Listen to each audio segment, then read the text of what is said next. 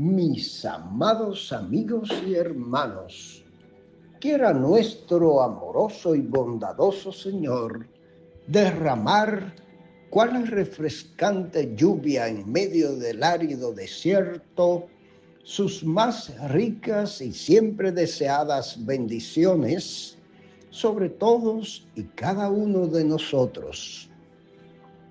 Sea grato nuestro agradecimiento por su fina gentileza al compartir con nosotros estos breves minutos de saludable alimento para el alma, rica nutrición para la mente y fresco refrigerio para el espíritu. Y ahora, palabras de sabiduría. Hechos 20, 6 y 7. Y nosotros, pasados los días de los panes sin levadura, navegamos de Filipos y en 5 días nos reunimos con ellos en Troas, donde nos quedamos 7 días.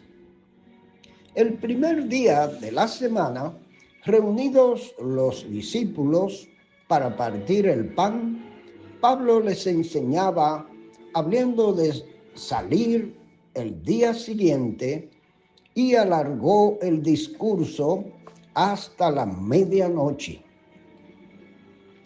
Para continuar nuestro deleitoso recorrido por el histórico y relevante libro de los Hechos, regresamos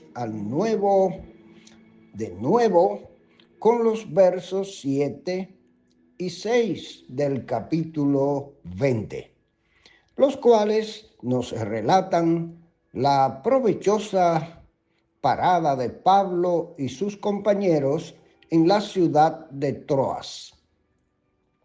Nos atrevemos a señalar que esta decisión de detenerse allí por 7 días no fue al azar, ni por puro descanso, sino porque el Espíritu Santo, que era el mentor y autor de todos los hechos que Lucas nos narra, quería que sus siervos no perdieran la oportunidad de celebrar con los hermanos de la iglesia de Troas o Troade el glorioso y memorable culto de adoración y Santa Cena, que sería el último que celebrarían con la presencia del gran apóstol Pablo.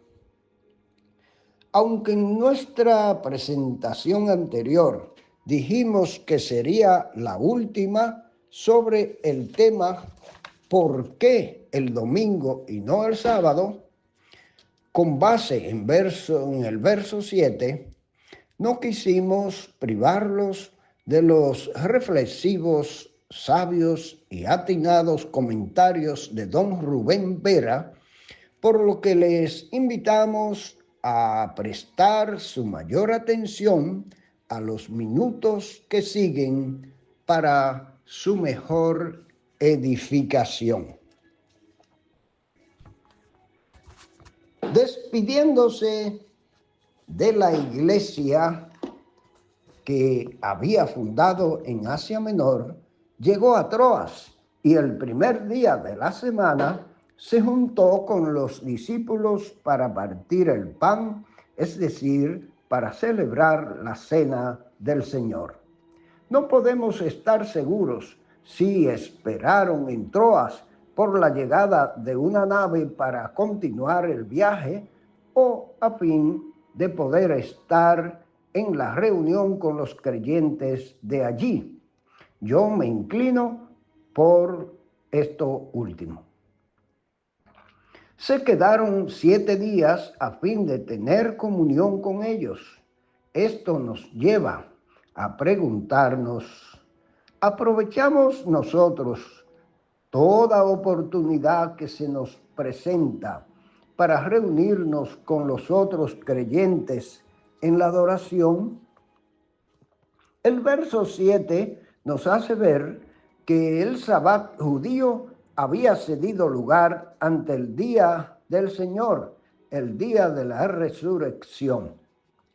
Durante unas generaciones, ya los creyentes se reunían el primer día de la semana, muy temprano o muy tarde, antes o después del trabajo. Fue por convicción y no por legalización. Hay quienes, con todo aplomo, olvidando o ignorando los hechos de la historia, aseguran que el domingo fue instituido por el emperador Constantino. Veamos lo que hay de cierto sobre este particular. Cuando este emperador empezó a simpatizar con el cristianismo, promulgó varios decretos por medio de los cuales se proponía favorecerlo, y uno de ellos fue sobre el descanso dominical. Pero se dirigía a un pueblo pagano que nada sabía del reposo semanal promulgado en el Sinaí y que no guardaba ningún día.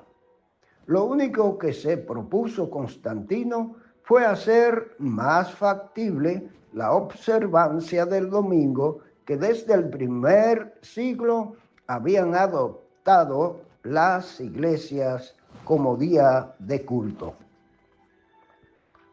Aprendamos a congregarnos fielmente el primer día de la semana para exaltar la persona gloriosa del Salvador y para nuestra edificación espiritual.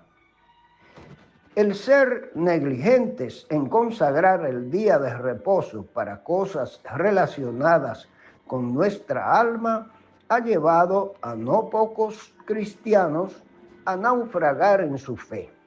Los negocios, los deportes, los entrenamientos en ese día te alejan inevitablemente del lugar de culto y sin la fuerza espiritual que allí recibimos, no se puede crecer en la gracia y el conocimiento de nuestro Señor y Salvador Jesucristo.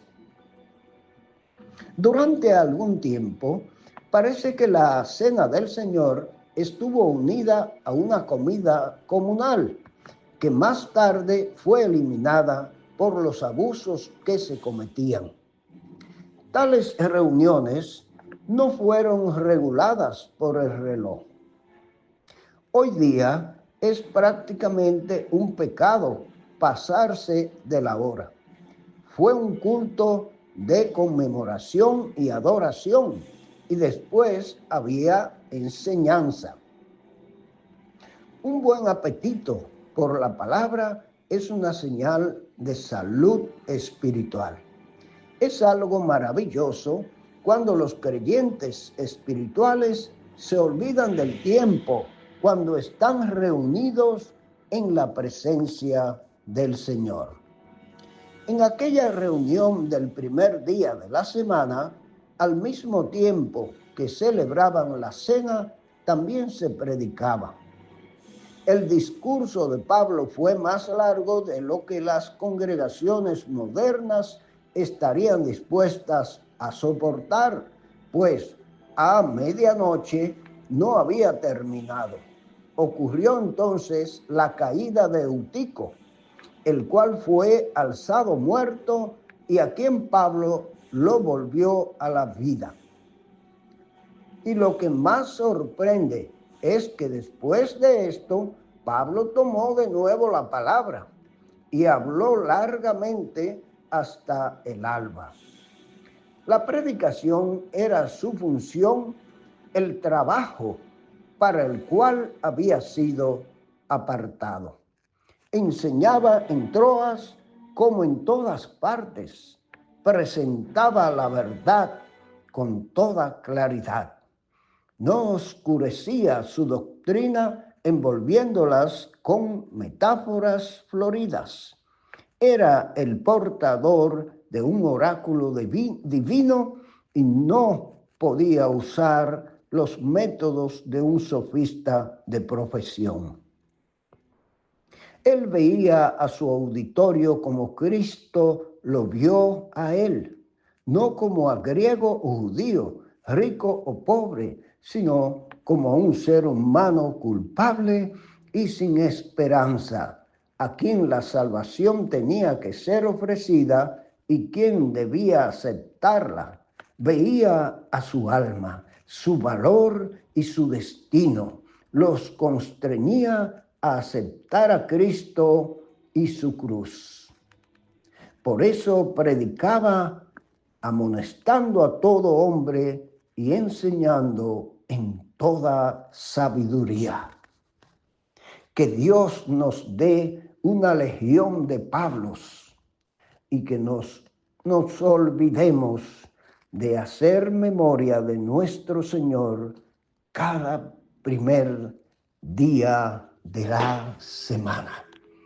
Ojalá, mis amados oyentes, que reflexionemos sobre esta realidad doctrinal que nos establece la palabra de Dios y particularmente en estos versos del capítulo 20 que hemos estado reflexionando en estos días. Que el Señor nos dé sabiduría y nos ayude a escudriñar las Escrituras con el espíritu y ánimo de obedecerlas y así hacer la voluntad de nuestro Padre Celestial. Amén y amén.